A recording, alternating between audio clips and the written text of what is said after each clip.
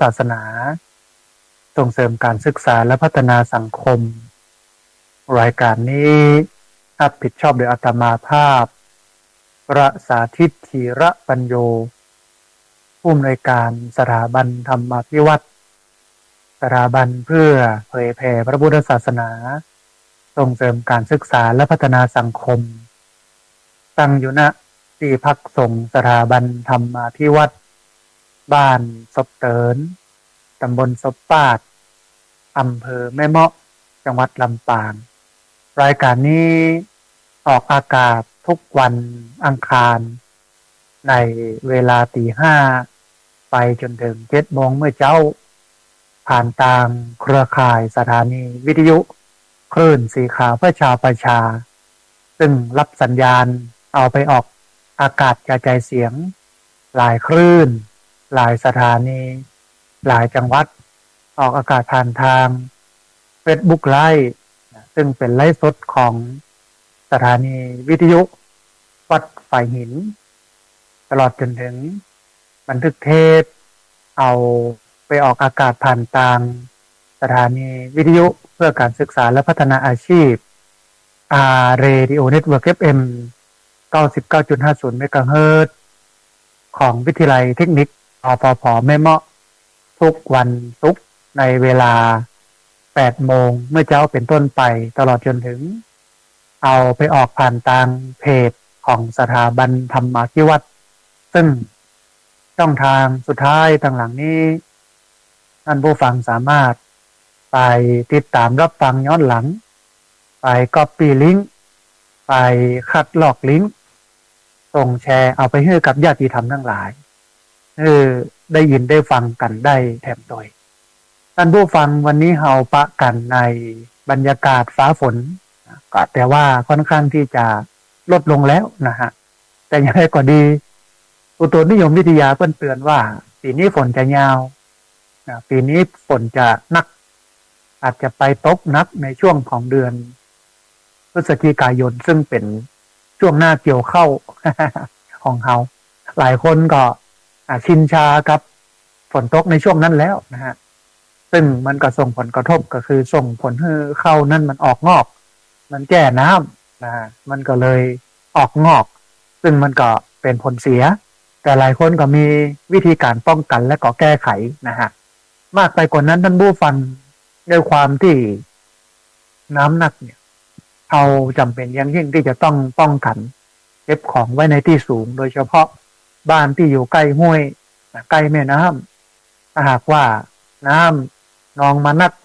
มันอาจจะเข้าท่วมบ้านทำลายทรัพย์สินตลอดจนถึงทำลายชีวิตเขาได้เพราะฉะนั้นอาจจะต้องป้องกันแก้ไขในส่วนของน้ำที่จะท่วมบางทีมันส่งผลกระทบต่อชีวิตและก็ทรัพย์สินของเราอย่างหนึ่งท่านผู้ฟังสัตว์สิ่งหิ่งห้อยที่มากับน้ำไม่ว่าจะเป็นงูตะเข็บตะขาบแมงป่องอันนี้ก็เป็นมหันตภัยอันหนึ่งที่มันมากับน้ำกับความชื้นนะฮะแล้วก็ยุงซึ่งก็มีลูกน้ำยุงลายซึ่งเป็นพาหะนำโรคไม่ว่าจะเป็นโรคไข้เลือดออกโรคที่กุนย่าโรคมาลาเรียอย่างนี้นะเพราะฉะนั้นท่านผู้ฟังควรจะ ใช้ชีวิตด้วยความประมาทต้องป้องกันต้องผอกอยสุขภาพของเขาให้ดีเพื่อที่จะเป็นปัญหาต่อไปในภายภาคหน้าจะได้อยู่อย่างมีความสุขใช้ชีวิตอย่างสุขสบายโดยการที่เขาบอกเป็นโรคพระเจ้าบอกว่าความไม่มีโรคเป็นลาภอันประเสริฐเพราะฉะนั้นสุขภาพเป็นเรื่องสำคัญนะฮะท่านผู้ฟังตะวันนี้เป็นวันที่คนในประเทศหรือรัฐบาลเปิ้น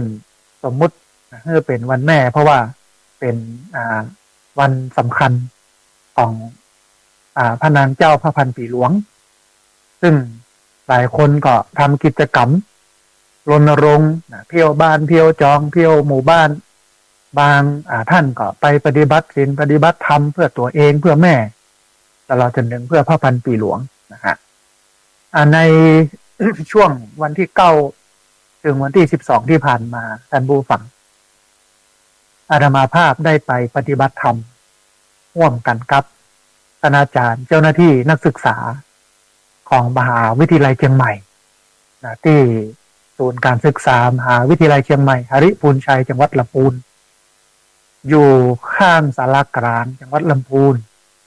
ก็ไปร่วมกันปฏิบัติศีลปฏิบัติธรรมเดินจงกรมนั่งสมาธิ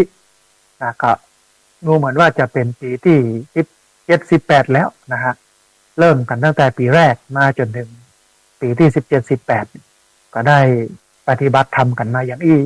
ซึ่งมันก็เป็นที่น่าอนุโมทนาที่มหาวิทยาลัยเชียงใหม่เปิ้ลให้ความสำคัญกับการปฏิบัติศีลกับการปฏิบัติธรรมกันอย่างนี้นะฮะเดี๋ยวจะเอาบรรยากาศท่านผู้ฟังแล้วก็จะเอาเนื้อหาสาระที่ไปปฏิบัติศีลปฏิบัติธรรมเนื่องในโอกาสวันแม่ของมหาวิทยาลัยเชียงใหม่มาเล่าให้ท่านผู้ฟังได้ฟังกันในวันนี้เพื่อที่จะได้ร่วมกันอนุโมทนาบุญแล้วก็ในส่วนท้ายรายการ40นาทีหลังเนี่ยก็จะเปิดสายให้ท่านผู้ฟังที่ฟังอยู่ทางบ้านจะได้โทรเข้ามาร่วมเอ่ยกันจะได้โทรเข้ามาร่วมแสดงความคิดความเห็นกันนะฮะแต่ก่อนที่จะไปอู้เอ่ยกันถึงเรื่องนั้นท่านผู้ฟังเอาเรื่องบุญมาให้ท่านผู้ฟังได้ร่วมอนุโมทนาแล้วก็ได้ร่วมทำกันก่อนเนื่องด้วยว่าตอนนี้กำลังระดมทุนท่านผู้ฟังชวนท่านผู้ฟังได้มาร่วมบุญสร้างห้องสุขา แต่ว่าห้องน้ำถวายไว้ในพระพุทธศาสนาห้องน้ำนี่สำคัญเพราะว่าคนเปิ้น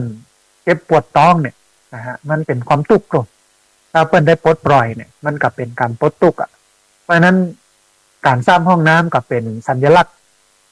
ของความสุขคนก็เลยนิยมสร้างห้องน้ำนะฮะก็เลยโลกันสร้างห้องน้ำเพราะว่ามันนำให้คนได้คลายความทุกข์มุมหนึ่งอาจจะหวังนะว่าความทุกข์ในชีวิตมันอาจจะลดลงนะนั่นเป็นอย่างนั้นแต่ที่จริงแล้วมันลดลงบ่ลดลงเนี่ยก็อยู่ที่เฮานะฮะแต่ว่ามันก็เป็นภาพจำโดยความเข้าใจของคนว่า ถ้า ขออภัยท่านผู้ฟัง ถ้าสร้างห้องน้ำ เนี่ยมันก็จะทำให้ความทุกข์มันลดลงอันนี้ก็เป็นความเชื่อนะเพราะฉะนั้นที่ผ่านมาเนี่ยอาตมาภาพก็อู้เอิญเชิญชวนท่านผู้ฟังได้มาร่วมทำบุญกันโดยห้องน้ำที่จะสร้างเนี่ยเป็นการสร้างต่อจากอาคารกุฏิเรือนพักสัมมเนรที่ท่านอาจารย์พระครูอภิวัฒนวิกรมพร้อมกับพี่น้องเครือข่ายสถานีวิทยุคลื่นสีขาวได้มาร่วมทอดกฐินหลายปีมาแล้วนะครับก็เป็นกฐินครั้งแรกของที่พักสงฆ์สถาบันธรรมาภิวัตรก็สร้างได้จำนวน5ห้องตามอาคารเนี่ยเปิ้นยาวห้องละ4เมตรนะครับก็เลยห้องน้ำนี่อาจจะยาวน้อยหนึ่งเพราะว่ามันสร้างตามอาคารใช้งบประมาณสูงน้อยหนึ่งนะฮะแต่ว่าความพร้อมมีที่ขับถ่ายชักโครกนะมีที่ล้างหน้ามีอ่างล้างหน้านะฮะมีที่อาบน้ำในตัวขั้นตัวนะก็ราคาเนี่ยห้องละ 68,000 บาทรวมค่าก่อสร้างทั้งสิ้นจำนวน 341,981 บาท40 สตางค์กว้าง2เมตรยาว4เมตรแต่ละห้องเนี่ยนะฮะแล้วกับในแต่ละห้องเนี่ยก็มีสุขภัณฑ์ที่สำหรับใช้ในการปลดทุกข์ในการอาบน้ำในการล้างหน้าครบทั้งหมดเลยนะฮะเพราะฉะนั้นเนี่ยท่านผู้ฟังถ้าหากว่าเขาได้ร่วม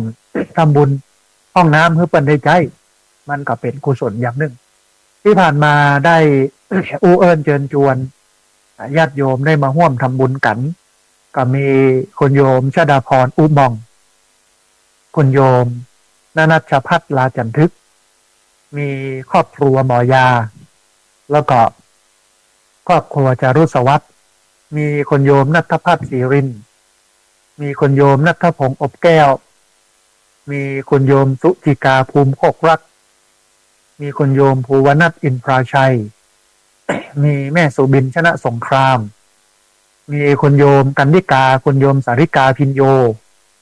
มีคุณโยมกมลพรสุขร่องช้างคุณโยมวิภาดาวิบุญพันธ์คุณโยมนัททินีธีรคำคุณโยมนุชนรีมณีศรี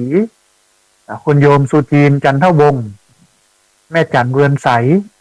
คุณโยมลัคนาบุญมาเทพแม่ลิโพธาคำคุณแม่กับแก้วศรีอินแก้วคุณแม่สมใจปีบ้านใหม่คุณแม่อัมพรเทพพรหมวงศ์คุณแม่บัวลอยอินตะขันคุณมยุรียะสืบคุณแม่เพนคำเขื่อนคุณสุพิชาชุมภูสืบคุณกรกมลเขยกลางแม่บุญศรีทรงศรีสกุลคุณโยมชนาภาสีทามูลนิธิธรรมจาริกคุณแม่สุวลีชูวัฒนขจรคุณแม่มีชัยพินโยภาสคุณเอื้อมเดือนภูมิโคกรักคุณยายสายบัวหุนลาคุณแม่สรรหาบัวตูมคุณวีรดาเดชเฟื่องคุณแม่สุแก้วคำอ้วนกลุ่มรถมอเตอร์ไซค์บิ๊กไบค์คุณป่อสีโพคุณแม่ฉลาดแก้วสายคุณแม่จำเนียนเสริมกลิ่นคุณแม่รัตนาพรหมใจยาคุณโยมพองพันธ์ปันตีคุณโยมอุไรวันอภิธันกรคุณโยมสุนีรัตน์อภิธันกรคุณโยมบุญสายปวงคำคุณโยมคำสุขโยธินคุณโยมกรกมลโยธินคุณโยมสุชาดาเทพจันตาคุณแม่จงดีเชื้อกันทาคุณตราณีปัญโยคุณย่าเล็กคุณบุญเรืองคุณเทียมคุณแม่สุขคุณมานพคุณทัศนีแม่น้อยแม่แสงล่าแม่ทองคำคุณกัญญพักคุณแม่คำนวณกำลังแข็ง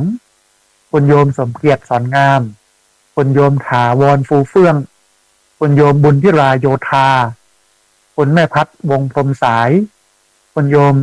จินดาศรีใจวงศ์คุณโยมอ่อนปริยาเบนมา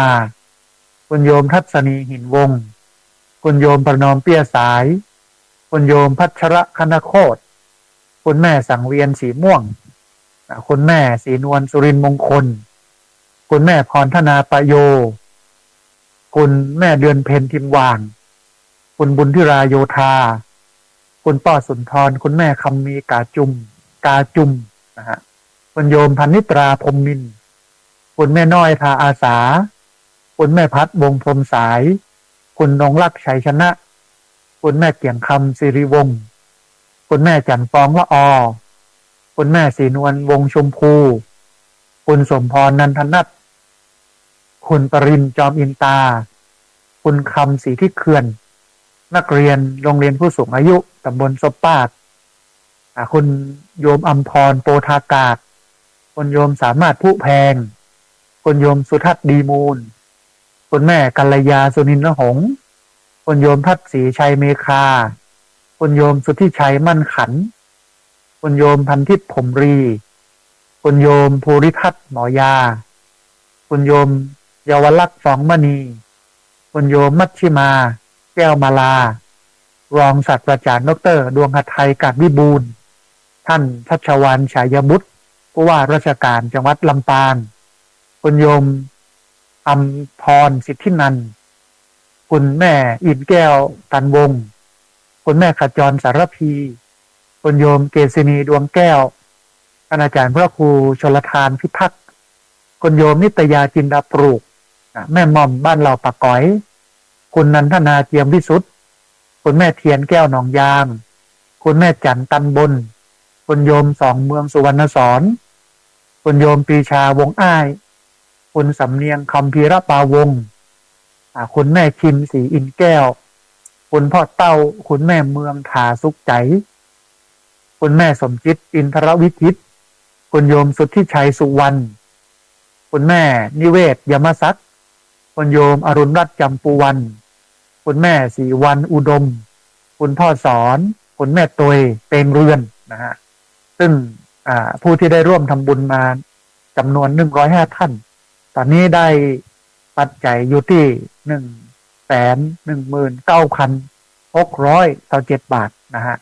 ซึ่งต้องใจอยู่ที่ประมาณ 341,981 บาท 40 สตางค์เพราะฉะนั้นก็ยังเหลือแหมนักอยู่เนอะท่านผู้ฟัง ยังไม่ได้เกินเตื้อนะฮะได้อยู่100,000น้อยๆนะฮะ19,627 บาทก็เหลืออยู่ประมาณ200,000200,000น้อยๆนะฮะโดยประมาณสัก230,000 240,000เพราะฉะนั้นเนี่ยท่านผู้ฟังก็เรียนเชิญเจริญพรได้มาร่วมทำบุญกันนะท่านที่อยากจะร่วมทำบุญด้วยตัวเองเนาะได้มาแอลมาแหวงหากันมาปะมาปบกันได้มาร่วมทำบุญกันก็เรียนเชิญเจริญพรได้มาร่วมทำบุญกันแต่ว่าก่อนจะมาอาจจะต้องโทร โทรเช็คก่อนว่าพระอาจารย์อยู่ก็นะจะไปทำบุญวันนั้นวันนี้เนอะนะเกิดถ้าบ่อยู่เนี่ยมันก็จะมาเสียเวลาเปล่านะแต่ถ้าอยู่เนี่ยก็จะได้ร่วมทำบุญกันนะได้ร่วมกันสร้างห้องน้ำส่วนสำหรับท่านที่บ่สะดวกมาติดภารกิจนะฮะก็สามารถร่วมทำบุญได้ที่ธนาคารกรุงไทยชื่อบัญชีที่พักส่งสถาบันธรรมาภิวัตรหมายเลขบัญชี5360755318ชื่อบัญชีที่พักส่งสถาบันธรรมาภิวัตรธนาคารกรุงไทยหมายเลขบัญชี5360755318นะฮะสำหรับท่านที่จะมาด้วยตัวเองก็สามารถโทรเข้ามานัดหมายกันได้ที่เบอร์0641254122เบอร์0641254122สำหรับท่านไหนที่บ่สะดวกมาแต่ว่าอยากจะร่วมทำบุญก็สามารถร่วมทำบุญได้ที่ธนาคารกรุงไทยชื่อบัญชีที่พักส่งสถาบันธรรมาภิวัตรหมายเลขบัญชี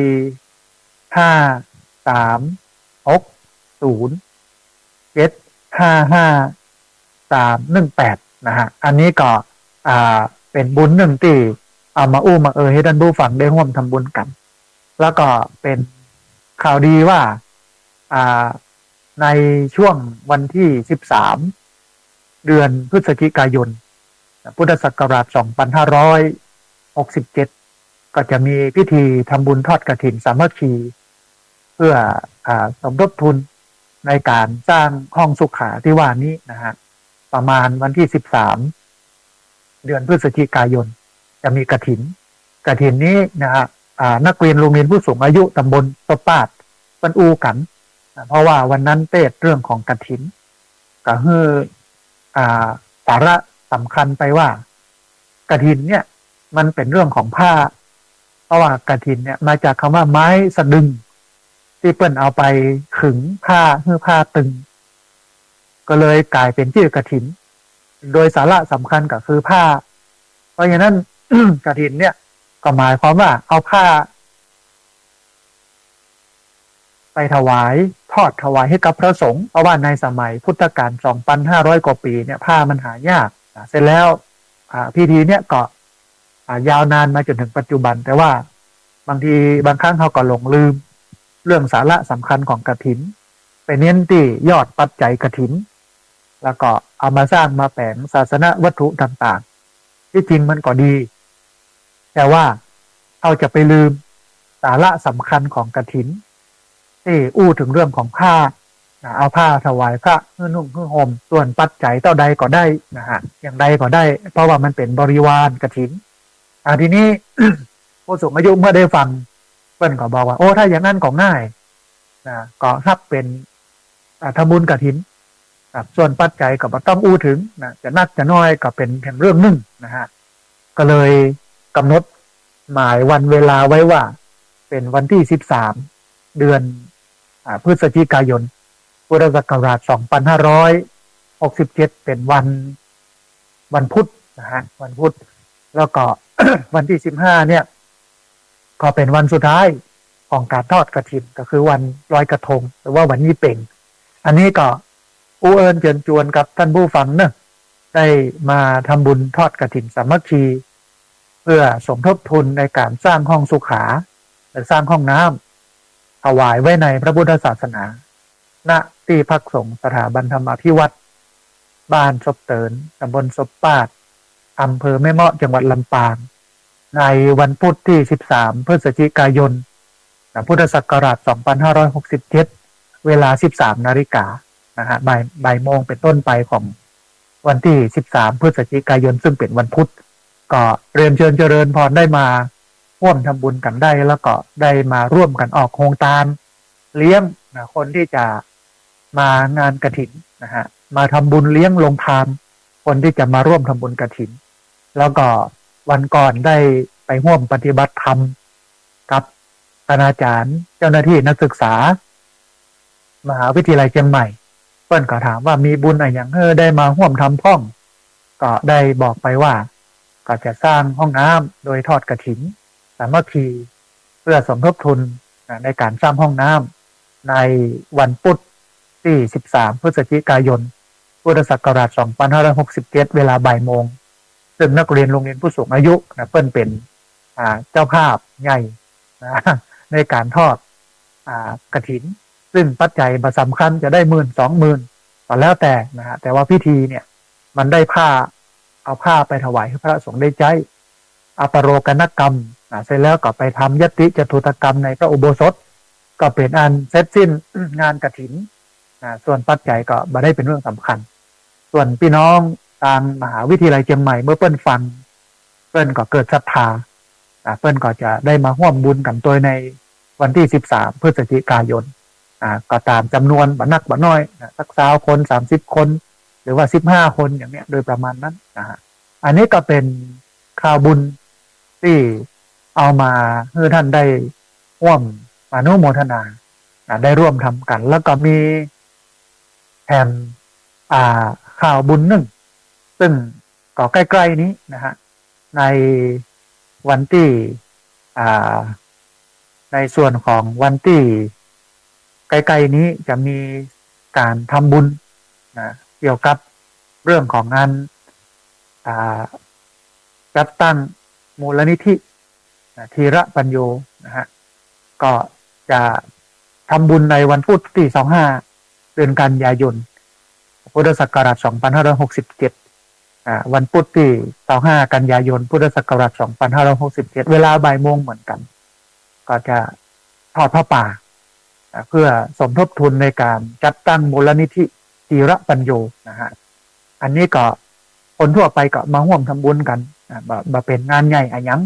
แต่ว่าก็ระดมทุนใช้ทุนอยู่ประมาณ200,000อันนี้ก็กำลังระดมทุนกันมีแม่จงดีเชื้อกันทางพี่น้องทางอำเภอฝางเพิ่นก็จะมาร่วมบุญโดยนะก็มีการแจกซองโดยนะฮะงานนี้เพิ่นก็จะเอาซองไปแจกกันอย่างกันทั้งปุ้นที่ฝางแล้วก็มีหลายคณะนะฮะผู้รักผู้ใหญ่ในลำปางก็มาร่วมบุญกันเพราะฉะนั้นในวันพุธที่25กันยายนพุทธศักราช2567เวลาบ่ายโมงถ้าท่านใดว่างเว้นจากภารกิจการงานก็มาร่วมบุญกันมาร่วมสร้างตั้งมูลนิธิเพราะว่าตอนเนี้ยอาตมาภาพได้มา ทำงานพัฒนาสังคมหลายมิติโดยการใช้หลักพุทธธรรมก็คือหลักธรรมในทางพระพุทธศาสนาเนี่ยมาเป็นฐานในการทำงานทำไปทำมาเขาก็ต้องใช้ทุนเพราะว่าจะเป็นไปดูแลผู้สูงอายุผู้พิการผู้ป่วยติดเตียงเพราะว่าจะเป็นเรื่องสิ่งแวดล้อมเพราะว่าจะเป็นเรื่องสิทธิมนุษยชนเรื่องสุขภาพเรื่องยาเสพติดรณรงค์อะไรอย่างพวกนี้นะฮะก็เลยกึดกอยกันครับเจ้าหมู่นะว่ามันจำเป็นจะต้องมีมูลนิธิขึ้นมารองรับเพื่อเป็นนิติบุคคลนะโดยการที่จะทำให้มันถูกกฎหมายแล้วก็ในการระดมทุนเนี่ยท้ายที่สุดจะจำเป็นอย่างยิ่งที่จะต้องไปชี้แจงงบประมาณรายรับรายจ่ายประจำปีต่อกระทรวงมหาดไทยนะก็เลยมองว่ามูลนิธิเนี่ยดีเป็นประโยชน์นะแล้วก็มีความโปร่งใสก็เลยจะร่วมกันจัดตั้งมูลนิธิขึ้นตอนนี้ก็อยู่ในระหว่างการระดมทุนแต่ว่าจะทอดผ้าป่าจัดตั้งมูลนิธิเนี่ยในวันพุธ ที่25กันยายนพุทธศักราช2567ตอนนี้ก็มีญาติโยมแสดงความประสงค์จำนงหมายมาเพื่อเตรียมที่จะมาร่วมทำบุญทอดพระป่าอย่างน้อยก็ยังมีแม่จงดีเชื้อกันทาและมีผู้หลักผู้ใหญ่ในลำปางหลายท่านนะจะมาร่วมบุญกันเพราะฉะนั้นในวันพุธที่25กันยายนพุทธศักราช2567เวลาบ่ายโมงท่านใดว่างเว้นจากภารกิจการงานก็เรียนเชิญเจริญพรได้มาร่วมบุญกันทอดพระป่าสามัคคีเพื่อสมทบทุนในการจัดตั้งมูลนิธิธีระปัญโยนะฮะท่านผู้ฟังอันนี้ก็เป็นข่าวบุญตองข่าวบุญที่เอามาให้ท่านผู้ฟังทั้งหลายได้ฟังบุญใกล้ๆนี้ก็เป็นบุญทอดพระป่าสามัคคีเพื่อสมทบทุนในการจัดตั้งมูลนิธินะฮะก็จะทอดกันในวันที่25กันยายนพุทธศักราช2567เวลาบ่ายโมงถ้าท่านใดว่างเว้นจากภารกิจการงานก็มาร่วมทำบุญกันแล้วก็แห่งส่วนหนึ่งในวันที่13พฤศจิกายนพุทธศักราช2567เวลาบ่ายโมงเหมือนกันก็เรียนเชิญเจริญพรท่านผู้ฟังได้มาร่วมทำบุญทอดกฐินสามัคคีเพื่อสมทบทุนในการสร้างห้องสุขาถวายไว้ในพระพุทธศาสนานะฮะก็มีอยู่2งานท่านผู้ฟังถ้าหากว่าว่างเว้นจากภารกิจการงานมีเวลาก็มาร่วมกินร่วมทานกันนะฮะเอาละท่านผู้ฟังตอนนี้เข้ามาสู่เนื้อหาสาระของเราในวันนี้ในเบื้องต้นเนี่ยอาตมาภาพก็ได้เกริ่นไว้ถึงเรื่องของการมาทอดการไปปฏิบัติธรรมกับนักศึกษามหาวิทยาลัยเชียงใหม่กับอาจารย์กับเจ้าหน้าที่ของมหาวิทยาลัยเชียงใหม่ซึ่งเป็นกำกึศที่ดีมากที่มหาวิทยาลัยเชียงใหม่เปิ้นจัดทำขึ้นมาเพราะว่าเป็นการพัฒนาคุณภาพจิตของบุคลากรมีจิตใจที่ดีจิตใจที่สุขสงบร่มเย็นมีจิตใจที่พร้อมในการประพฤติปฏิบัติธรรมท่านอาจารย์พระครูสมุวิศวัตวรกิจโจส่งลิงก์ของรายการมาต้องกราบขอบพระคุณท่านอาจารย์พระครูสมุวิศวัตวรกิจโจเป็นอย่างมากนะครับที่อนุเคราะห์เอาสัญญาณเอาการบรรยายนี้ออกอากาศผ่านทางสถานีวิทยุตัวแล้วก็ทาง Facebook ไลฟ์ตัวของทางวัดไฝ่หินนะฮะทีนี้นั่นผู้ฟังในวันที่9ถึงวันที่12เดือนสิงหาคมพุทธศักราช2567ซึ่งคนทั้งหลายก็สมมติยุติกันว่าเป็นวันแม่เขาในฐานะที่เป็นลูกทุกคนผ่านความเป็นลูกมันมีไผที่แบบเป็นลูกนะฮะเขาเป็นลูกมาก่อนเขาก็ระลึกถึงพระคุณของพ่อแม่หลายคนก็แต่ตอบแทนบุญคุณตามฐานะและอัตภาพโดยเฉพาะการไปดูแลปัจจัยสี่คืออาหารเครื่องนุ่งห่มที่อยู่อาศัยยารักษาโรคดูแลแม่อย่างเงี้ยนะครับอาหารเพื่อเปิ้นได้กินอาหารตามอัตภาพเครื่องนุ่งห่มเพื่อเปิ้นมีเสื้อผ้าใส่ตามอัตภาพที่อยู่อาศัยเพื่อเปิ้นมีที่อยู่อาศัยได้พักพิงตามอัตภาพแล้วก็ยารักษาโรคก็ไม่ใช่แค่เฉพาะยารักษาโรคในการให้เปิ้นกินยาก็กินไปในส่วนของการนั้นที่เปิ้นเจ็บเป็นเย็นไข้จะต้องพาไปห้องยุบห้องยาอันนั้นก็ว่ากันไปแห่งอันนึงนะฮะเพื่อเปิ้นได้ไปห้องยาพระเจ้าได้ตรัสว่ามันบ่ใช่แค่นั้นในการตอบแทนบุญคุณของพ่อแม่มันนักกว่านั้นคือถ้าตอบแทนบุญคุณเฉพาะในส่วนของการให้เปิ้นได้ใจสอยดูแลเปิ้นด้วยปัจจัยสี่อาหารเครื่องนุ่งห่มที่อยู่อาศัยยารักษาโรคเนี่ยมันบ่พอ มันบ่พอต่อความต้องการหรือว่ามันบ่สามารถที่จะตอบแทนบุญคุณของพ่อของแม่ที่เลี้ยงดูใส่ใจเขามาได้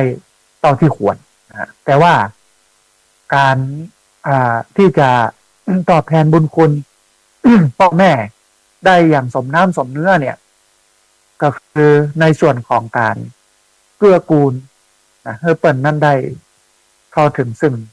พระรัตนตรัยให้เปิ้ลได้เข้าถึงซึ่งพระรัตนตรัยก่อนให้เปิ้ลได้กินให้เปิ้ลได้ทานให้เปิ้ลได้ปฏิบัติธรรมนี่ถือว่าเป็นการตอบแทนบุญคุณเปิ้ลอย่างสมบูรณ์นะการตอบแทนบุญคุณเปิ้ลอย่างสมบูรณ์เนี่ยก็คือการให้เปิ้ลได้กินได้ทานให้เปิ้ลได้ศึกษาธรรมให้เปิ้ลได้ปฏิบัติธรรมอันนี้ก็ได้บุญเต็มครบทั้งสองส่วนนอกจากจะ ดูแลเปิ้ลทางกายก็คือเลี้ยงเปิ้ลด้วยปัจจัยสี่อาหารเครื่องนุ่งห่มที่อยู่อาศัยยารักษาโรคมันจะต้องเลี้ยงทางด้านจิตวิญญาณทำให้เปิ้ลมีสัมมาทิฏฐิคือความคิดเห็นที่ถูกต้องโดยการชักจูงเปิ้ลเพื่อไปกินไปทานกับวัดกับวาตลอดจนถึงให้เปิ้ลได้ปฏิบัติศีลปฏิบัติธรรมเนี่ยเขาต้องไปส่งไปฮับเปิ้ลไปอยู่ปฏิบัติธรรมโดยเปิ้ลอันเนี้ยถือว่าเป็นการตอบแทนบุญคุณที่สมน้ำสมเนื้อด้วยเหตุนี้ท่านผู้ฟังมหาวิทยาลัยเชียงใหม่เปิ้ลก็เลยจัดปฏิบัติธรรมขึ้นมาเป็นปีที่น่าจะ18 ปีแล้วนะฮะที่ปฏิบัติกันมาอย่างเนี้ยอาตมาภาพก็ไปร่วมปฏิบัติกันตั้งแต่ปีแรกจนถึงปีที่18ก็มีบางปีอาจจะปี2 ปีเนี่ยในช่วงนั้นเป็นช่วงการแพร่ระบาดของโรคโควิด -19 เปิ้ลก็เลยหยุดปฏิบัติไปน่าจะเป็น2 ปีหรือปีนึงเนี่ยนะฮะในช่วงนั้นใหม่ๆเนี่ย โครงการนี้ก็เริ่มต้นที่ศูนย์ปฏิบัติธรรมนานาชาติบ้านศรีวังคารป่าไผ่อำเภอสันทรายจังหวัดเชียงใหม่หลังมหาวิทยาลัยแม่โจ้นะฮะเริ่มที่หั่นเสร็จแล้วก็ย้ายมาที่ศูนย์การศึกษามหาวิทยาลัยเชียงใหม่หริพูนชัยจังหวัดลำพูนตั้งแต่นั้นเป็นต้นมาจนถึงวันนี้ก็มีนักปฏิบัติธรรมสลับซับเปลี่ยนกันมาก็มีรายเดิมรายเก่ารายแก่นะฮะนักหนาจารีหลายรายอยู่นะฮะมาร่วมกันปฏิบัติศีลปฏิบัติธรรมก็ถือว่ามาทบทวนหลายคนปีหนึ่งเนี่ย ก็มาทบทวนกันเนี่ยสัก4 วัน3 คืน4 วันนะบางคนก็มาใหม่ปีนี้มีนักศึกษามีอาจารย์ที่เป็นคนหนุ่มๆหลายคนอยู่ที่เปิ้ลสนใจกับศาสนามาศึกษามาปฏิบัติธรรมแล้วก็อายุสูงสุดเนี่ยน่าจะ82ยังเดินไหวอยู่นะท่านผู้ฟังใจจ้องนั้นเป็นอันไม่เต้าเดินอาจารย์ท่านหนึ่งอยู่ที่มช.เกษียณไปนานแล้วแต่เปิ้ลก็ชอบใจในการปฏิบัติธรรมแอมปปเปิ้ลก็ชวนญาติพี่น้องมาโดยนะฮะมันก็เหมือนกับระบบธรรมะที่พระพุทธเจ้าเปิ้ลได้ตรัสไว้ว่า1ต้องโอปนยิโกหมายความว่าน้อมเข้ามาใส่ตัวเมื่อน้อมเข้ามาใส่ตัวแล้วก็จะเป็นปัจจตังเวทิตโพรู้ได้โดยเฉพาะตนหลังจากนั้นก็คือเอหิปัสสิโกกล่าวกับผู้อื่นว่าท่านจงมาดูเถิดได้ผลแล้วเรียนรู้แล้วก็ไปชวนคนอื่นมาปฏิบัติธรรมญาติโยมหมู่นั้นเนาะก็ชวนกันมาปฏิบัติธรรมชวนปี่ชวนน้องชวนนั้นพ่อแม่มาร่วมกันปฏิบัติศีลปฏิบัติธรรมตัวมันก็เป็นดีม่วนนะฮะพอกอยแล้วมันก็เพลินดีมีอาจารย์ท่านหนึ่งเอาพี่สาวค่อนข้างที่จะมีอายุแล้วก็ป่วยเดินได้อยู่แต่ว่าลำบากในการเดินในการใช้ชีวิตแกก็มาดูแลมาพอกอยมาใส่ใจพี่สาวเอาพี่สาวมานั่งฟังธรรมมาเดินจงกรมมานั่งสมาธิตัวอย่างตลอดระยะเวลาก็ดูแลพี่สาวใส่ใจพี่สาว มันก็เป็นภาพหนึ่งที่เรามองหันว่ามันเป็นความสุขที่ผู้คนทั้งหลายได้มาใส่ใจกันแบบนี้ในความปฏิบัติธรรมเนี่ยผู้คนก็มาจากทั่วทุกสารทิศแต่ว่าอยู่ทำงานด้วยกันแล้วบางคนก็เกษียณอายุราชการไปแล้วก็มาปฏิบัติธรรมบ่ละบ่ลืมนะฮะมันก็เป็นภาพที่ทำเมื่อเราหันแล้วโอ้มันเป็นความสุขก็ทำเมื่อเราเกิดว่า ถ้าสังคมไทยเป็นสังคมอย่างเนี้ยก็คือสังคมที่เกื้อกูลกันแบ่งปันกันมันก็ทำให้เรามีความสุขในการอยู่แต่ถึงวันนี้มันบาดใจอย่างนั้นนะท่านผู้ฟังเนาะมันเป็นสังคมของการเบียดเบียนมันเป็นสังคมของงานความวุ่นวายหลายเรื่องที่มันทำให้เกิดขึ้นมีขึ้นนะฮะแต่ถ้าหากว่าเขาเนี่ยสามารถปฏิบัติศีลปฏิบัติธรรมอยู่ช่วยกันเกื้อกูลกันสี่หูสองน้องหูหนึ่งปิกมีบ้านเหนือเกือมีบ้านใต้ข้าจะใครมีบ้านปี่บ้านน้องเนี่ยอย่างเงี้ยมันจะดีมันจะเกื้อกูลกันแต่ว่ามันก็บ่ได้เป็นอย่างนั้นทั้งหมดเพราะคนทั้งหมดเนี่ยก็บ่ได้ศึกษาบ่ได้ปฏิบัติธรรมอย่างมหาวิทยาลัยเชียงใหม่เนี่ยมีบุคลากรตึงอาจารย์ตึงนักศึกษาก็จำนวนเป็นหมื่นนะฮะแต่ก็มาเหี่ยประมาณเกือบร้อยนะ7-80บนักนะฮะอาตมาภาพก็บอกว่าเนี่ยมันก็บ่กุ้มกับการนั้นมาทำให้สังคมสุขสงบเพราะฉะนั้น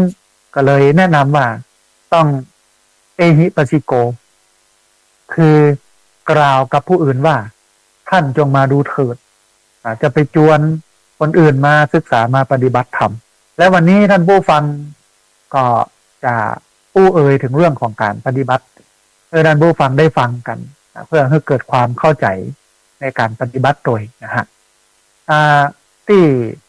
มหาวิทยาลัยเชียงใหม่ที่เปิ้นปฏิบัติกันเนี่ยเป็นการปฏิบัติวิปัสสนากรรมฐานตามแนวสติปัฏฐาน4โดยตรงเปิ้นก็เดินจงกรมนั่งสมาธิฟังธรรมะกราบสติปัฏฐาน4อย่างนี้ตลอดนะฮะเวลาในการปฏิบัติธรรมลืมบอกท่านผู้ฟังไปมีโยมจากเมืองน่านที่ฟังรายการวิทยุอยู่นะฮะแล้วเปิ้นก็สนใจเปิ้นก็เลยมีพี่น้องของเปิ้ลอยู่ที่มหาวิทยาลัยเชียงใหม่เป็นอาจารย์เป็นเจ้าหน้าที่อย่างเงี้ยเปิ้ลก็โทรไปบอกกันแล้วก็เปิ้ลก็มาปฏิบัติธรรมโดยโยมแม่ท่านหนึ่งอยู่ที่อำเภอเมืองจังหวัดน่านนี่ต้องอนุโมทนานะฮะที่โยมแม่ฟังรายการแล้วก็สนใจไปปฏิบัติศีลปฏิบัติธรรมเดี๋ยวถ้ามีเวลาท้ายรายการโยมแม่ที่เมืองน่านอาจจะโทรเข้ามาเล่าประสบการณ์ในการปฏิบัติธรรมความประทับใจสิ่งที่ได้เรียนรู้กับพี่น้องที่ติดตามรับฟังรายการอยู่ก็ได้นะฮะในช่วงท้ายรายการทีนี้ท่านผู้ฟังธรรมะที่บุคลากรเจ้าหน้าที่นักศึกษาของมหาวิทยาลัยเชียงใหม่ที่เปิดปฏิบัติกันเนี่ยก็ฮ้องว่าวิปัสสนากรรมฐานตามแนวสติปัฏฐาน4วิปัสสนากรรมฐานตามแนวสติปัฏฐาน4มันเป็นศัพท์หรือว่าเป็นกรรมภาษาบาลีถ้าจะแปลเป็นภาษาไทยเข้าใจได้ง่ายเนี่ยมันก็ต้องแยกศัพท์ออกมาเป็นกรรมนะฮะมันก็มีคำว่าวิกรรมหนึ่งมีคำว่าปัสสนากรรมหนึ่งมีคำว่าฐานะกรรมหนึ่งนะฮะก็รวมกันเป็นวิปัสสนากรรมฐานวิเนี่ยท่านผู้ฟังมันแปลได้3ความหมายแปลว่าแจ้งก็ได้แปลว่าต่างก็ได้เห็นแจ้งหรือเห็นต่างอันเนี้ย2ว่าวินะฮะวิเนี่ยแปลว่าแจ้งหรือว่าต่างแปลว่าวิเศษก็ได้3ความหมายเนาะวิเนี่ยแปลว่าวิเศษแปลว่าแจ้งแปลว่าต่าง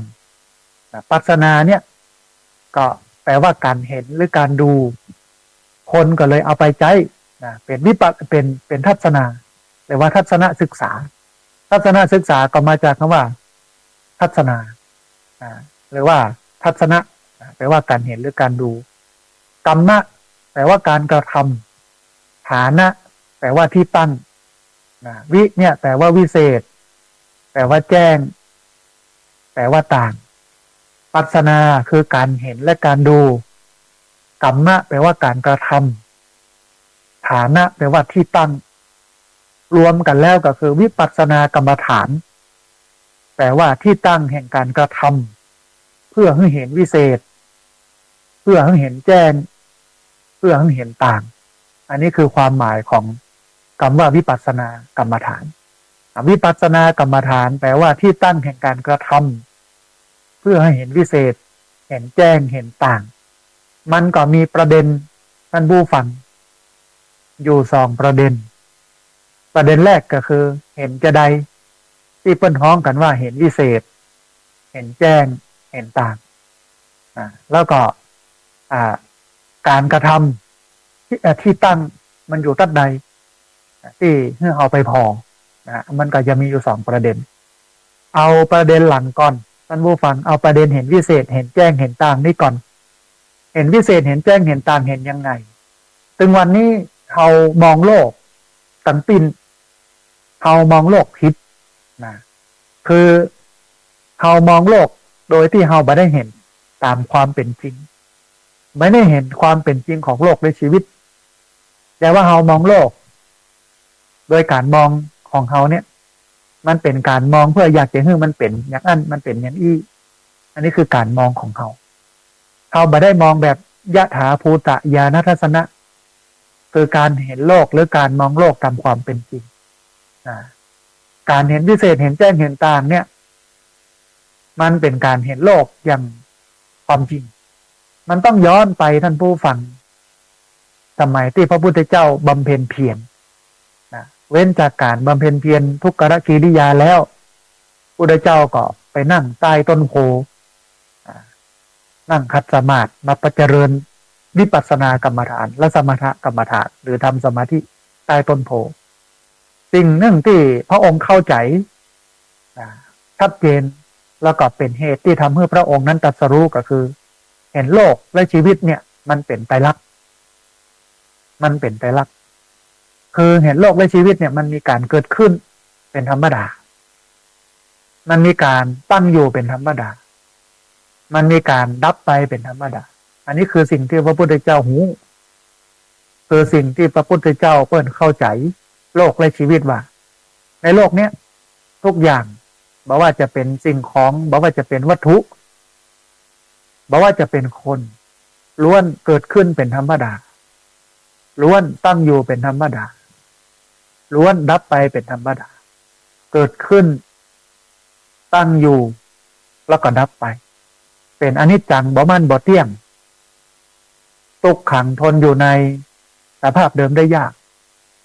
อนัตตาบ่ใช่ตัวบ่ใช่ตนบ่สามารถที่จะบังคับบัญชาได้เป็นอย่างนี้นะโลกและชีวิตเป็นอย่างนี้โดยเฉพาะชีวิตเฮาหรือว่าขันธ์ห้าของเฮาเนี่ยรูปของเฮาร่างของเฮากายใจของเฮานี้มันย่อมตกอยู่ในกฎของไตรลักษณ์ก็คืออนิจจังบ่มั่นบ่เที่ยงทุกขังทนอยู่ในสภาพเดิมได้ยากอนัตตาบ่ใช่ตัวบ่ใช่ตนบ่สามารถที่จะบังคับบัญชาได้มันเกิดขึ้นมันตั้งอยู่แล้วก็มันดับไปมันเป็นแบบนี้พระเจ้าเข้าใจเรื่องนี้ก็เลยทำให้เกิดความเป็นพุทธะก็คือรู้แล้วก็ตื่นแล้วก็เบิกบานการเห็นไตรลักษณ์เนี่ยเป็นสาระสำคัญของพระพุทธศาสนาท่านผู้ฟังทีนี้แล้วเขาจะต้องไปพอที่ไหนเขาจะต้องไปดูที่ไหนเขาจะต้องเนี่ยอย่างใดเมื่อเขาหันไตรลักษณ์เพราะว่าการเห็นไตรลักษณ์เนี่ยมันเป็นยอดมันเป็นปลายมันเป็นสิ่งสูงสุดในพระพุทธศาสนาก็การเห็นไตรลักษณ์เนี่ยมันดีอย่างที่สุดก็คือมันทำให้เกิดการปล่อยวางเมื่อเราปล่อยวางแล้วเราก็จะบรรทุกถ้าหากว่าเรายึดถือเราก็ตุกเพราะว่ายอดหรือปลายของตุกเนี่ยตลอดจนถึงรากเหง้าของความตุกเนี่ยคือการยึดถือการยึดถือเนี่ยมันเป็นรากเหง้าตัวแท้ของความตุก ถ้าเฮาบ่ยึดถือเฮาก็บ่ทุกข์พระเจ้าได้ตรัสว่าสังคิเตนะปัญจุปาทานักขันธาทุกขาแต่ว่าโดยย่อแล้วการเข้าไปอุปทานยึดมั่นถือมั่นว่าเป็นของเฮาว่าเป็นตัวของเฮาเนี่ยมันเป็นรากเหง้าของความทุกข์ที่แท้จริงเพราะฉะนั้นสาระสำคัญก็คือว่าเฮาจะเนี่ยอย่างใดให้เฮาบ่ยึดถือให้เฮาหันไปรักเมื่อเฮาหันไปรักนะฮะเฮาหันไปรักเฮาก็นำไปสู่การปล่อยวางนำไปสู่การบ่ยึดติดถือมั่นมองโลกและชีวิตตามความเป็นจริงก็มองว่าก็มันเป็นอย่างนั้นนะธรรมดาตถาตามันเป็นเช่นนั้นเองอันนี้คือคนเข้าใจนะเข้าใจโลกเข้าใจชีวิตนะเพราะว่าหันความจริงของโลกและชีวิตว่ามันมีการเกิดขึ้นเป็นธรรมดามันมีการตั้งอยู่เป็นธรรมดาแล้วก็มันมีการดับไปเป็นธรรมดามันเป็นอย่างนี้อันนี้คือสิ่งที่พระพุทธเจ้าเปิ้นหูเปิ้นเข้าใจเปิ้นทราบแต่แล้วเมื่อเปิ้นหูเปิ้นเข้าใจเปิ้นทราบแล้วเปิ้นก็เอามาบอกต่อกับเฮาเฮาได้หูได้เข้าใจได้ทราบตามเปิ้นโดยการหันโลกและชีวิตตามความเป็นจริงคือหันเป็นอนิจจังบ่มั่นบ่เที่ยงเห็นเป็นทุกขังความทนอยู่ในสภาพเดิมได้ยากเห็นเป็นอนัตตาบ่ใช่ตัวบ่ใช่ตนบ่สามารถที่จะบังคับบัญชาได้อันเนี้ยคือสิ่งที่พระพุทธเจ้าหูเมื่อหูอย่างนี้แล้วมันก็นำไปสู่ความเป็นพุทธะก็คือความเป็นผู้รู้ความเป็นผู้ตื่นความเป็นผู้เบิกบานท่านผู้ฟังอันนี้คือสาระสำคัญของการมาปฏิบัติวิปัสสนากรรมฐานตามแนวสติปัฏฐานที่เปิ้นมุ่งหมายให้เฮาหันไตรลักษณ์หันการเกิดขึ้นหันการตั้งอยู่หันการดับไปเมื่อเห็นอย่างอี้ด้วยสติสัมปชัญญะด้วยความรู้ตัวทั่วพร้อมด้วยสมาธิมันก็ทำให้เรานั้นเกิดปัญญาคือเข้าใจว่าโลกเนี้ยมันเป็นอย่างเนี้ยมันเกิดขึ้นมันตั้งอยู่มันดับไปทุกอย่างล้วนตกอยู่ในกฎนี้ทั้งหมดแล้วเมื่อเฮาหูเฮาเข้าใจอย่างอี้ได้ชัดมันก็นำไปสู่การปล่อยมันก็นำไปสู่การปลงมันก็นำไปสู่การวางเหมือนกับกรรมที่บัณฑิตนักปราชญ์เป็นว่าไว้ว่ายึดไว้ก็นักกักไว้ก็ตุกปล่อยวางว่างเว้นจึงเป็นสุขยึดไว้ก็นักกักไว้ก็ตุกปล่อยวางว่างเว้นจึงเป็นสุขแล้วทีนี้ท่านผู้ฟังมันจะมาดูตรงไหนเพื่อเห็นไตรลักษณ์เพื่อเห็นการปล่อยวางก็บัดท่องไปดูที่ไหนมาดูที่กายอันกว้างศอกยาววาหนาคืบของเขานี้และกายอันกว้างศอกยาววาหนาคืบของคนอื่นมาดูท่านเนี้ยมาดูกายอันกว้างศอกยาววาหนาคืบของเราแล้วก็กายอันกว้างศอกยาววาหนาคืบของคนอื่นต้องมาดูสี่ฐานมาดูที่ตั้งแห่งการกระทำที่ตั้งแห่งการกระทำเนี่ยมีอยู่สี่ที่มันมีสองประเด็นเนาะประเด็นแรกก็คือเห็นวิเศษเห็นแจ้งเห็นต่างอาตมาภาพอธิบายว่าเห็นวิเศษเห็นแจ้งเห็นต่างก็คือเห็นไตรลักษณ์อันเนี้ยที่ว่าเห็นวิเศษเห็นแจ้งเห็นต่างถ้านั่งสมาธิไปแล้วไปเห็นผีเห็นสางเห็นจัดนี่จัดหน้าเทวบุตรเทวดาไปเห็นเลขหวย 2 ตัว 3 ตัว 6 ตัวอย่างเงี้ยการเห็นนั้นไม่ได้มีประโยชน์อะไรเพราะว่ามันบ่นำไปสู่การดับทุกข์มันบ่นำไปสู่การพ้นทุกข์เห็นวิเศษเห็นแจ้งเห็นต่างเนี่ยก็คือการเห็นทุกอย่างเป็นไตรลักษณ์เห็นการเกิดขึ้นของมันเห็นการตั้งอยู่ของมันเห็นการดับไปของมันเห็นความเป็นอนิจจังความบ่มั่นบ่เที่ยงทุกขังความทนอยู่ในสภาพเดิมได้ยากอนัตตาบ่ใช่ตัวบ่ใช่ตนบ่สามารถที่จะบังคับบัญชาได้ อันนี้ก็คือเห็นวิเศษเห็นแจ้งเห็นต่างแต่ว่าเมื่อเห็นวิเศษเห็นแจ้งเห็นต่างแล้วการเห็นอย่างเนี้ยมันก็นำไปสู่การปล่อยนำไปสู่การปลงนำไปสู่การวางบ่ยึดติดถือมั่นเมื่อบ่ยึดติดถือมั่นเนี่ยมันก็บ่ทุกข์เพราะว่าความทุกข์นั้นรากเหง้าสาเหตุของความทุกข์นั้นเกิดจากการยึดติดถือมั่นที่เรายึดติดถือมั่นเนี่ยเพราะว่าเราบ่รู้เรามีอวิชชาคือความไม่รู้บ่รู้ว่ามันเกิดขึ้นเป็นธรรมดาบ่รู้ว่ามันตั้งอยู่เป็นธรรมดาบ่รู้ว่ามันดับไปเป็นธรรมดาบ่รู้ว่ามันเป็นอนิจจังบ่มันบ่เที่ยงทุกขังทนอยู่ในสภาพเดินได้ยากอนัตตาบ่ใช่ตัวบ่ใช่ตนบ่สามารถที่จะบังคับบัญชาได้เขาบ่รู้อย่างนี้เพราะเราไม่เห็นวิเศษเขาบ่เห็นแจ้งเขาบ่เห็นต่างเขาก็เลยใช้ชีวิตไปบนโลกด้วยความทุกข์ด้วยความเข้าใจโลกและชีวิตนะฮะแต่พอเข้ามาปฏิบัติวิปัสสนากรรมฐานเข้ามาดูฐานแล้วปฏิบัติตามเนี่ยมันก็ทำให้เรานั้นเกิดวิชาเกิดความรู้ความเข้าใจเมื่อรู้แล้วก็สลัดละวางอันนี้ก็คือพุทธศาสนาแต่ทีเนี้ยที่เขาจะไปพอเนี่ยมันอยู่ที่ไหนหรือฐานอันเป็นที่ตั้งแห่งการกระทำเพื่อให้เห็นวิเศษเพื่อให้เห็นแจ้งเพื่อให้เห็นต่างมันอยู่ตัดใดก็ฐานที่นำไปสู่การเห็นวิเศษเห็นแจ้งเห็นต่างนั้นมันก็มี4ฐาน1กาย2เวทนา3จิตแล้วก็4ธรรมมาดู4ตี้นี้ท่านผู้ฟังมาดูกายมาดูเวทนามาดูจิตแล้วก็มาดูธรรมกายนี่ก็คือร่างกายเนี่ยของเขาเวทนาเนี่ยแปลว่าความรู้สึกไม่ใช่เวทนานะ เวทนาเนี่ยคือความเอ็นดูสงสารคนไทยเอาคำว่าเวทนามาใช้เป็นเวทนาแต่แปลว่าความเอ็นดูสงสารแต่ว่าเวทนาในพุทธศาสนานี่ก็คือความรู้สึกเวทนาแปลว่าความรู้สึกนะฮะความรู้สึกของคนเนี่ยมันก็จะมี1สุข2ทุกข์แล้วก็3เฉยๆอันนี้คือเวทนามาพอที่เวทนาสุขทุกข์เฉยๆรวมไปจนถึงเจ็บปวดเมื่อยคันชาตัวนอกจาก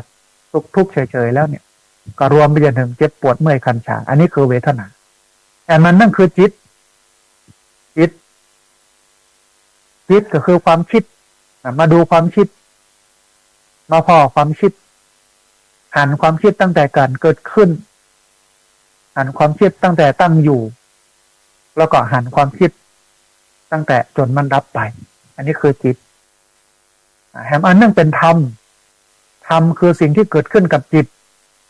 มีอยู่5อย่างแต่ที่จริงมีนับกว่านั้นในฐานธรรมเนี่ยนะในเชิงปฏิบัติเนี่ยเปิ้นก็ให้มาดูที่ความชอบ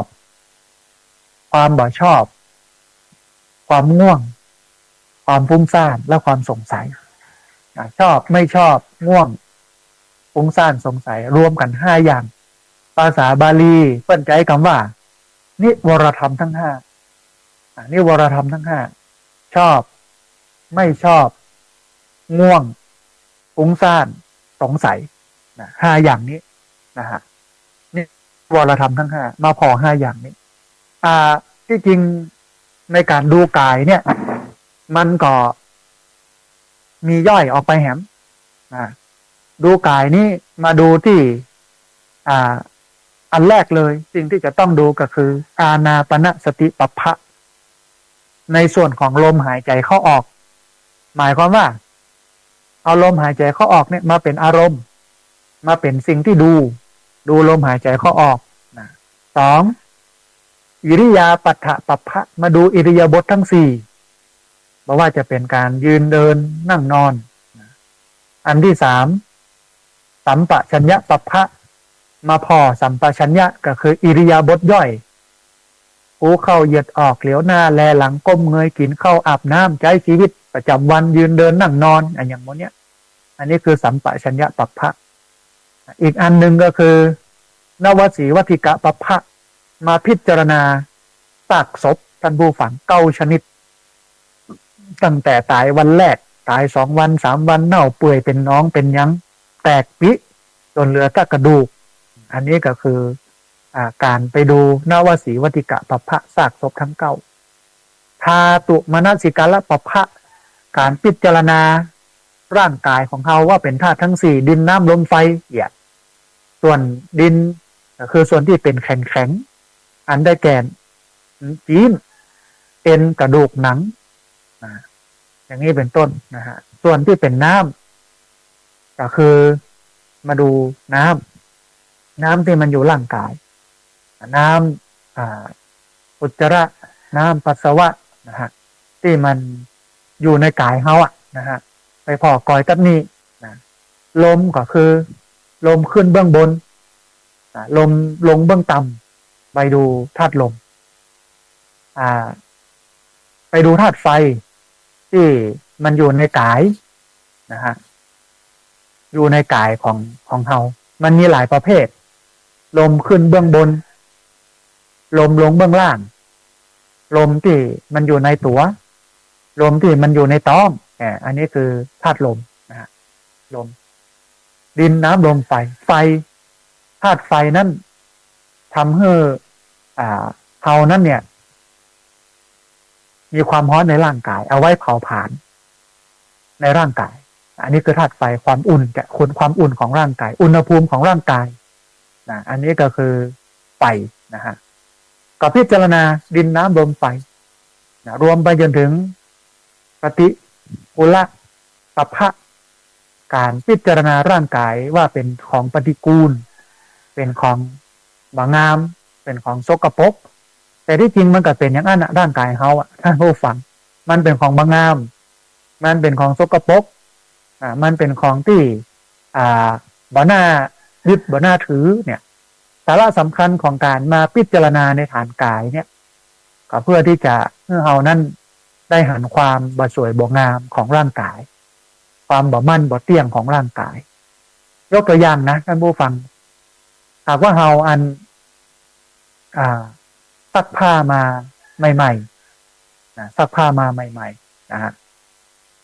ทีนี้เอาไปในนุ่งเอาก็เอาตากไว้เดี๋ยวเอาใส่ในตู้ไว้เตรียมที่จะนุ่งขณะนั้นเนี่ยท่านผู้ฟังบ้านก็ยังสะอาดอยู่เนอะบ้านไอ้ผ้าก็ยังสะอาดอยู่ผ้าก็ยังบ่สกปรกเตื้อแต่บ่กองเอามาใส่ปั๊บเนี่ยสักวันหนึ่งความสะอาดนั้นก็ถูกทำลายไปด้วยความสกปรกจากตัวเฮานั่นแสดงว่าตัวเฮาเนี่ยสกปรกนะฮะแล้วก็แถมอันหนึ่งอาหารการกินในอาหารการกินนั้นถ้าหากว่ามันมีผมมันมีเล็บมันมีหนังนะตกอยู่ในหั่นนะฮะก็มันก็สกปรกนะเขานี่รังเกียจว่าโอ้อันนั้นมันเส้นผมของไผ่นะมันตกอยู่ในหั่นอันนั้นมันเล็บไผ่นะมันอยู่ในกระเข้าหั่นเนี่ยมันก็ทำให้คนที่กินคนที่ใจเนี่ยก็มีปัญหานะฮะเป็นคนที่บ่ชอบมองว่าเป็นเรื่องสกปรกอันนี้คือความสกปรกของร่างกายความไม่สวยไม่งามของร่างกายนะการดูฐานกายเนี่ยเพื่อที่จะไปทำลายความยึดว่าสวยว่างามของร่างกายความสวยงามเนี่ยเป็นน้องว่าสุภะหรือว่าโสภาแต่ว่างามแต่เวลาเขาพิจารณาฐานกายไปเรื่อยๆเนี่ยเราจะหันความบางงามของร่างกายก็คืออสุภะซึ่งก็แปลว่าความไม่สวยไม่งามของร่างกายมันก็นำไปสู่การปล่อยนะมันก็นำไปสู่การปรงมันก็นำไปสู่การวางได้นะปล่อยได้ปรงได้วางได้อันนี้คือฐานของกายนะฮะแฮมอันหนึ่งคือเวทนาแปลว่าความรู้สึกใหญ่ก็มีอยู่3อย่างก็คือ1ทุกข์อันที่2ทุกข์อันที่3เฉยๆทุกข์เฉยๆรวมไปจนถึงความเจ็บปวด ความเมื่อย